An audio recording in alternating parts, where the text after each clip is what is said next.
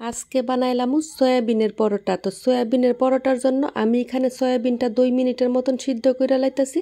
তো একটা মজার কথা হইলো, আমি যদি সোশ্যাল মিডিয়াতে না আইতাম তাহলে কিন্তু কোনোদিন জানতেই পারতাম না যে সয়াবিনেরা যে পরোটা খাওয়া যায়। আপনারা শুধুই কিন্তু মানুষেরা গালিগালাজ করেন যে সোশ্যাল মিডিয়া মানুষেরা খারাপ করে লাইছে। আপনারা যদি ভালো কাজে লাগান সোশ্যাল মিডিয়ারে, তাহলে তো সোশ্যাল মিডিয়া আপনারা ভালোই বানাইবো। এবার আপনারা যদি খারাপ কাজে লাগান তাহলে তো খারাপ হইব। এই যে আমার রেসিপিটা যদি আপনারা দেখেন ফুরাফুরি, তাইলে কিন্তু আপনারাও শিখতে পারলেন যে কিভাবে সয়াবিনের পরোটা বানানো যায়। আমি জানি আপনারা কোনোদিনও দেখছেন না যে সয়াবিনের পরোটাও যে খাওয়া যায়। এবার জানার ইচ্ছা থাকলে কিন্তু আপনারা অবশ্যই আমার এই রেসিপিটা ফলো কইরা শিক্ষা নিবেন যে সয়াবিনের পরোটা কি কইরা বানানো যায়।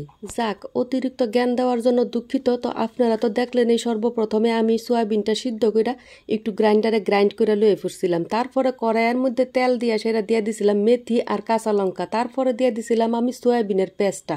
এবার দিয়ে দিছিলাম আমি এর মধ্যে একটা সিদ্ধ করা আলু। তারপরে দিয়ে দিছিলাম হলুদ আর মশলা আর একটু চিনি আর লবণ। এবার একটু সময় নিয়ে আমি একটু সুন্দর করে ভাজাভাজি করে এলাম। ভাজাভাজি হওয়ার পর আমি দিয়ে দেবো অল্প ধনিয়া পাতা দেওয়ার পরে কিন্তু আবার একটু সুন্দর করে ভাজাভাজি করুম, যাতে ভিতরে একটুও জল না থাকে। একদম শুকনা করে উঠাইলাম আমি একটা বাটিতে।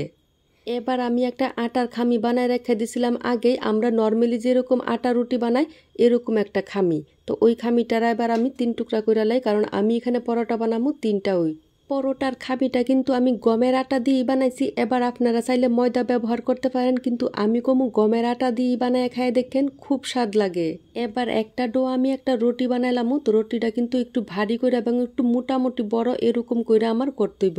তো রুটিটা আমার বেলা হয়ে গেছে। তো এবার আমি রুটিটা দেখেন একটু ভারী করেই কিন্তু করছি, বেশি পাতলা করছি না। এবার স্টাফিংয়ের জন্য আমি এখানে সয়াবিনটা যে ভাজাভাজি করে রাখছিলাম ওই সয়াবিনটা দিয়ে দেবো মাঝখানে। তো মাঝখানে এইভাবে আমি একটু সুন্দর করে রাখা সেটা 2 পাশ আমি এইভাবে উঠাইয়া দিয়ে দেবো। রুটিটার এক পাশে আমি আঙ্গুলের সাহায্যে এইভাবে অল্প একটু জল লাগাইয়া অন্য পাশটাও আমি উপরের দিকে তুইলা দেবো। তারপর আঙ্গুলের সাহায্যে আমি অল্প করে এইভাবে চাপ দিয়ে দেবো, যাতে ভিতরে স্টাফিংটা না বাইরে যায়। আপনারা যদি পারেন গোল শেপটা দিয়েও করতে পারেন, কিন্তু আমার কাছে স্কোয়ার শেপটা সহজ লাগে, তাই আমি বেশিরভাগ ক্ষেত্রেই কিন্তু পরোটা বানাইলে স্কোয়ার শেপটাই করি। এবার বেলনির সাহায্যে আবার আমি এটার একটু বড় পরোটা বানাই নেবো। যখন আমি বেলনি করুম তখন কিন্তু আমার দুনো পাশ কিন্তু সমান চাপ দিতে হইব, নাহলে কিন্তু পরোটাটা একদিকে একটু বড় হইব, একদিকে একটু ছোট হইব। এবার পরোটা ভাজার জন্য চুলায় বয়ে দিছিলাম আমি একটা তাওয়া, দিয়ে দিছিলাম আমি পরোটাটা। তো পরোটাটা যখন হালকা দুনো পাশ হয়ে আইব তখন আমি এর মধ্যে দিয়ে দেবো অল্প একটু ঘি বা তেল দেওয়ার পরেই দেখবেন পরোটাটা কেমন ফুলে উঠতেছে। তখন মনে করবেন আপনার পরোটা একদম পারফেক্ট ভাবে হয়ে গেছে। পরোটাটা কিন্তু একটু সময় নিয়ে ভাজাভাজি করতে হবে এবং একটু কম আগুনে ভাজাভাজি করতে হবে, নয়তো যেই পাশটা ভারী থাকবো ওই পাশটা কিন্তু হয়তো না কাঁচা থাকবো। শেষে পরোটাটা খাইছিলাম আমি টমেটো আর আলুর চাটনির সাথে। তো এই চাটনিটা আমি শেয়ার করুম অন্য দিন।